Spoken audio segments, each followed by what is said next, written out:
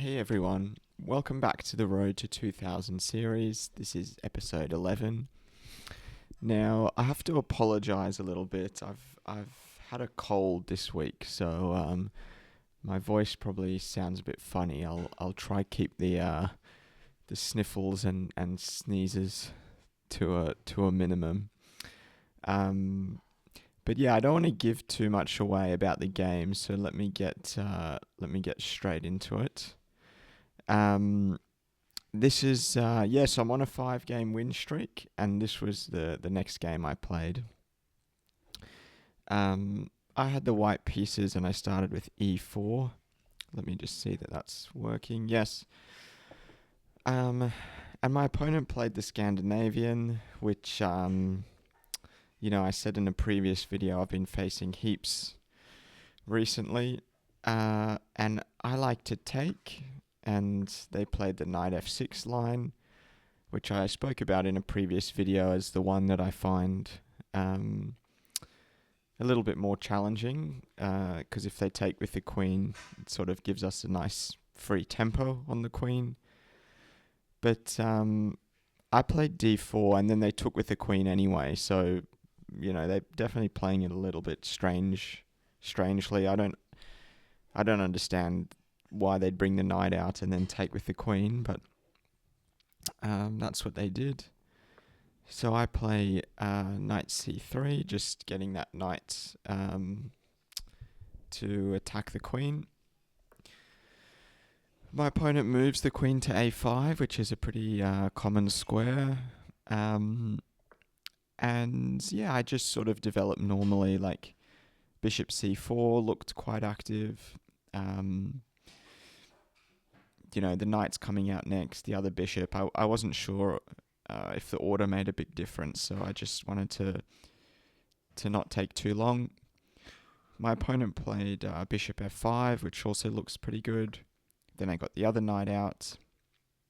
And then they played knight b to d7, um, sort of suggesting that they might castle long. It's a little bit of a strange looking move, I would say, but um, yeah, perhaps they didn't want to run into d5. Like if they put the knight on c6, maybe d5's a problem. I'm not sure. Um, okay, but I just castle, and then my opponent uses another tempo to pin my knight. Which honestly is like doesn't seem like such a bad idea. Um, there's lines in the Caro-Kann where sometimes you can use two tempos, like you bring your bishop out um, to what would it be, f5, I think, and then after your opponent brings the knight out, you use another tempo to pin the knight. So I've seen it before. I mean, probably not ideal, but I from a practical standpoint, it seems pretty good. Um, I was thinking, yeah, I mean, it doesn't work here, but sometimes there can be sort of sacrifices on f7 when your knight is pinned like this. Like, for example, it doesn't work in this case, but if we played bishop takes on f7 and then king takes, sometimes you have this knight e5 check, where if this knight wasn't here to recapture that knight, the king would sort of have to move somewhere, and then you can take the bishop because you've got two attackers on it. So yeah, I just spent 10 to 20 seconds or whatever just double checking that doesn't work in this case, which it doesn't. So I decided to play queen d3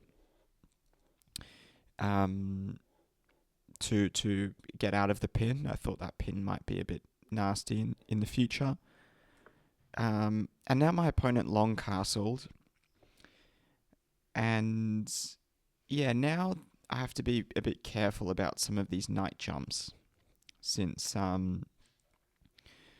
for example, knight c5 I can't take because I'm pinned this way now. Yeah, so maybe I don't have to address that threat, to be honest, because I could just move my queen after that. But yeah, I suppose in the game I thought that was a bit scary, so I moved my queen to e3 just to get out of this alignment with the rook. Okay, my opponent played e6, and I played bishop d2, which is sort of a common idea, I believe, in the Scandinavian, to try and pester that queen on a5. Now, my opponent played c3, sorry, c6, and yeah, I mean, it looks a little bit scary because I kind of have a free knight move and to hit the queen. So, you know, for example, knight e4 would hit the queen. Yeah, and both these forward knight jumps. So yeah, I had to be a little bit. So I thought there was something quite good that could come of this. But the more I looked at it, the more I thought not really. I mean, knight e4. It doesn't really come with a threat. Sure, the queen has to move somewhere, and then you can take this knight. But yeah, I'm not seeing it there. And similarly with the forward knight jumps. So eventually, I went with this a4 idea. Yeah, and the idea of a4 was to set up this forward knight jump. So, for example, if I play knight b5 right now, yeah, maybe it wasn't too bad. So yeah, queen b6 looks natural, and now if we play a4, yeah, of course they can take the knight. So there's no discovery anymore. Sorry, I just had to go through that. So for myself. So my idea with a4 was to, if black plays a lazy move, now we can play knight b5, and if the queen drops back here, which I think's it's only square, then we can play a5, and yeah, I mean, I didn't look any further than this, but I think we're probably winning the queen eventually. So I played a4 with the idea of playing knight b5, but my opponent played bishop b4, which in hindsight I probably should have noticed that they could do. But I still felt like I had a bit of play here. Like, for example, I went knight a2. The idea being that if they take on f3 first, I can throw in this capture. And hitting the queen, and if the queen takes there, it looks a bit dicey. Yeah. So it sort of forces this bishop takes on d2 trade, and I bring the knight round with the recapture. Okay, and then this queen slides all the way out to h5, sort of getting out of the way of some of these pieces. And after b4, I sort of felt like I was getting a bit of momentum here. I felt quite good in the game. I thought that, my attack, it's an opposite side castling game, that my attack was coming a bit faster. I've got b5 coming in, and I've got a few pieces like on the right side to attack this this king, sorry. My knights are here, my bishop's there. Sure, they're a bit far back, but I thought that, these guys are getting into the game pretty quickly. And also, I think it was a couple more moves later. Yeah, knight d5. My opponent played to attack my queen, even though it looks a bit strange to capture this because, I'm giving up my bishop for this knight.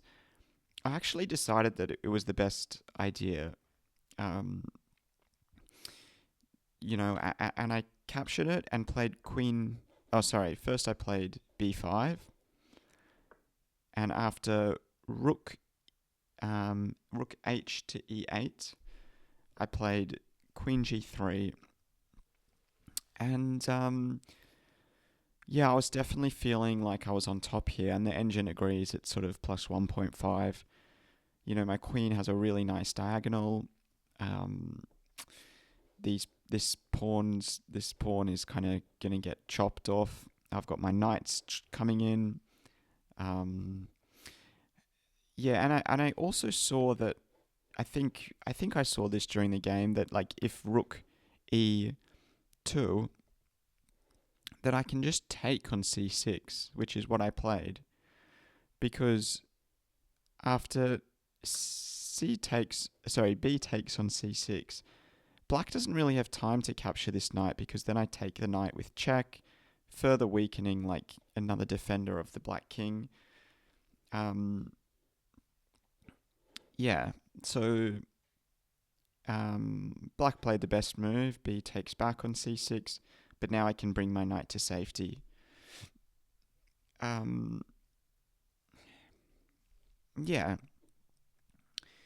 So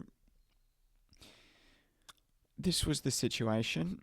My opponent took on c2. I moved my knights to a5, which was a nice looking square, I thought, to attack this pawn and just to bring more pieces into the attack. And after bishop e2, so first of all, we can probably have a look at the clock. My opponent's got 5 minutes 56 and I've got 1:58, so I'm pretty low on time here, which is sort of a common theme for me, just getting a bit low on time. Sorry, I'm going to wipe my nose. Just give me 1 second.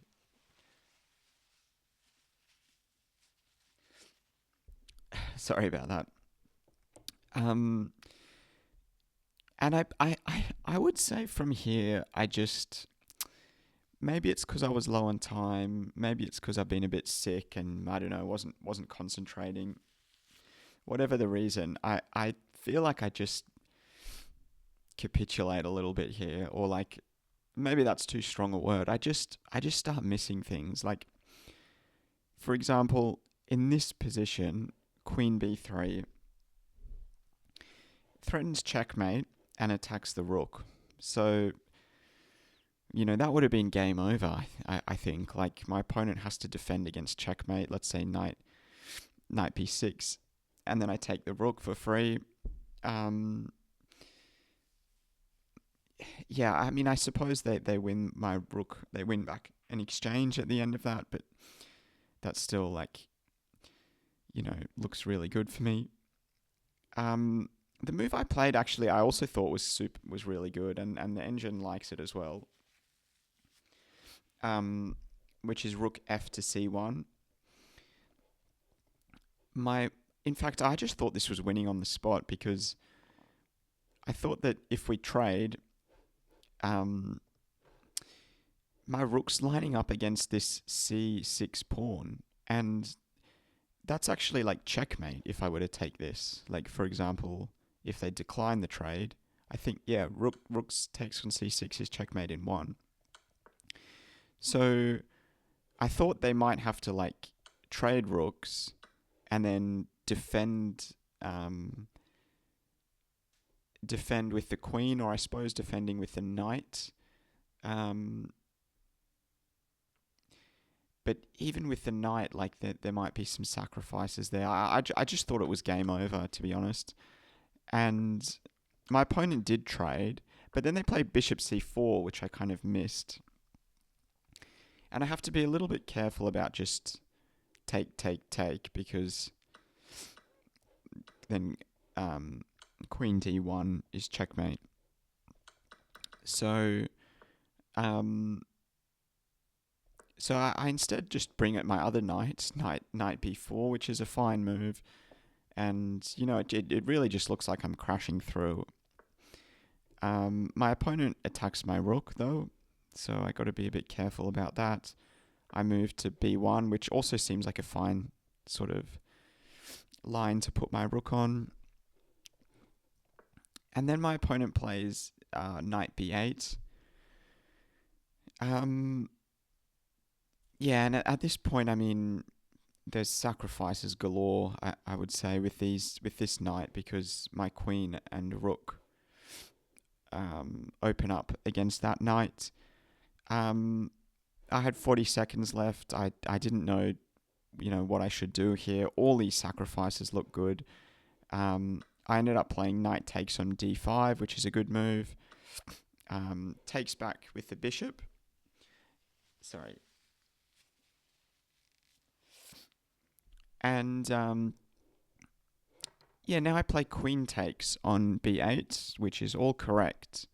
And at this point, there's a critical moment, because when I played this when I saw this sacrifice, it looked good, but I didn't see a win. And with low time, I just went for it because it looked good, but I didn't see the piece configuration between my queen and rook that would deliver the checkmate or deliver something powerful. Like, for example, queen here, king there. If I bring my rook up this way, the king hides. I didn't see it. I played queen takes on b8, rook goes up. I came up with my rook, but a better maneuver, I think, would have been queen takes on a7.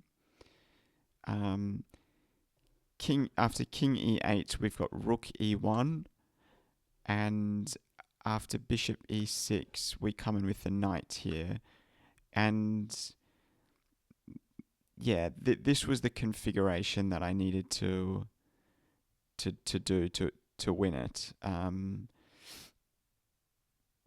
mean, I'm threatening checkmate. I'm threatening the rook. If the rook goes here, it's apparently mate in 2, queen there, and then checkmate. So that was the configuration. Queen on the 7th rank, rook on the e file with the knight coming in. I didn't see it. I instead took with the rook. King dropped back, queen e5, and my opponent played king f8. And looking back on the replay, on the review, I can't believe I missed what looks like a very easy checkmate in 2. Queen e7, and then queen takes on d8 is checkmate in 2. I missed it. I did have low time, but I completely feel like I should have got that. My opponent went there. I thought I was getting checkmated. I think that's why I missed it. I played h3. And from here, it's a bit of a scramble. Opponent attacks my queen. I move it. They give a check. I move my king. Another check. And I mean, here I got to be very careful. Like, if I play g3, then this is checkmate. So I played f4. Opponent attacks my queen, which just allows me to get this queen trade in, because now all of a sudden I'm under pressure. We get a queen trade, and I move my pieces around a lot. I actually managed to hold this to a draw, pretty much. After we get, I'm going through it quickly, but after we get this position, this is not a draw, but my opponent plays it not so accurately. F5, all of a sudden it's a draw. I play h5, which is the best move. and and at some point I just lost track of my time, and in this position, I so the move I was thinking of playing was h6, and I was sort of thinking about a couple of moves, and I looked at my clock, and it was like half a second and going down, and I was like, oh my goodness, like I didn't I didn't see that, and I like went to play h6, and then I ran out of time. So pretty tough one to lose. I mean, after having a mate in two, and yeah, even just being better without the mate in two, but um, yeah. Anyway, I think it probably wasn't my best game. I probably wasn't, like as switched on as I normally am.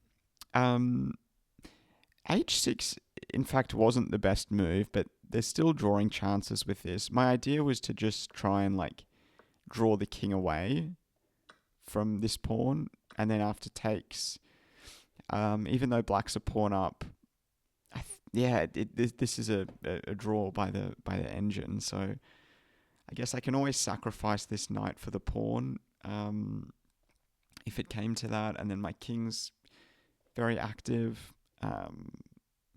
Not sure, but anyway, this game brought the streak to an end. I'm still sitting at a really nice 1868, which I'm happy with, and yeah, I'll get back on the horse again this week with a couple of rapid games, probably towards the end of the week. But yeah, thanks everyone for watching. Let me know what you thought of this game. If you were outraged by my missed mate in two, or if you saw any other cool patterns that were going on, I'd love to hear it. But yeah, I'll post another video soon. And yeah, thanks everyone for watching. I'll see you again next time.